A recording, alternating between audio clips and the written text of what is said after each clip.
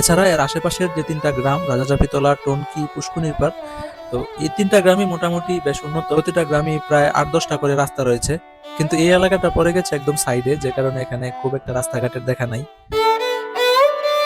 আজ আপনাদের নিয়ে যাচ্ছি অসাধারণ একটি দৃশ্য দেখাতে। একটা নদী তিনটা গ্রামের উপর দিয়ে বয়ে গেছে। বিষয়টা এমন না যে এই নদীটা অনেক দীর্ঘতম নদী, যে একটা গ্রামের পরে আরেকটা গ্রাম এভাবে বয়ে গেছে। তিনটা গ্রামের যে সীমান্ত, এই সীমান্তগুলো টাচ করে এই নদীটা বয়ে গেছে। আর পরিবেশটা একেবারে অসাধারণ লাগছিল। নদীর পাশে যে মেঠো পথটি দেখতে পাচ্ছেন, এটি একেবারে নতুন। কিছুদিন আগে এটি খনন করা হয়েছে, তখন এই রাস্তাটি তৈরি করা হয়েছে।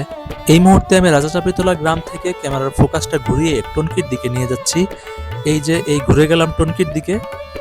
এখানে এই নদীটার দুধারে ছোট ছোট ঘরবাড়ি রয়েছে।